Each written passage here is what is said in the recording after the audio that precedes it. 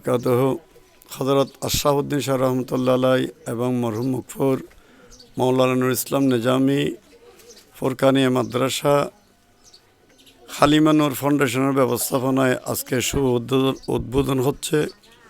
এই ফাউন্ডেশনের দায়িত্বশীলদেরকে আমি অন্তঃস্থল হতে মোবারকবাদ জানাচ্ছি, ধন্যবাদ জানাচ্ছি।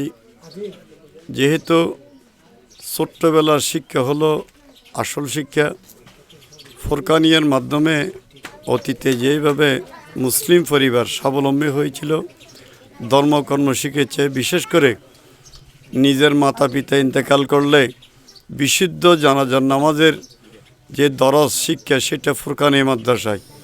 বর্তমান দেখা যাচ্ছে doctor degree pass, MA pass, আরও অনেক শিক্ষায় শিক্ষিত পাস ব্যক্তিরা ওই জানাজার নামাজে দাঁড়িয়ে বলে, হুজুর একটা নিটটা বলুন।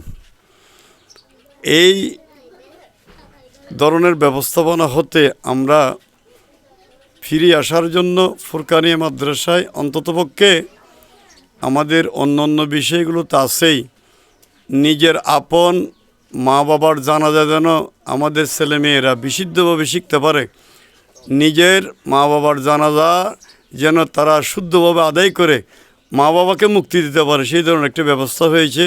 সেই জন্য তাদেরকে মোবারকবাদ জানাচ্ছি। আমরা ইনশাল্লাহ সহযোগিতা দেব।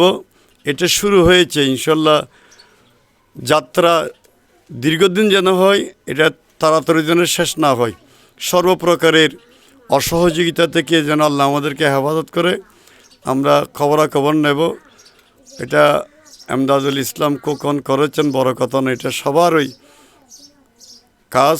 আমরা সহযোগিতা দিয়ে যাব সকলকে, বিশেষ করে এলাকাবাসীকে অনুরোধ করব, আশপাশের পরিবার পরিজনকে অনুরোধ করব, নিয়মিত ছেলে মেয়েদেরকে পাঠাবেন।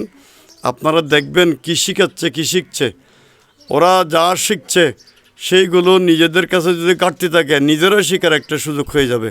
কথা না বাড়িয়ে সকলকে অভিনন্দন জানিয়ে বিদায় নিচ্ছি। আসসালামু আলাইকুম।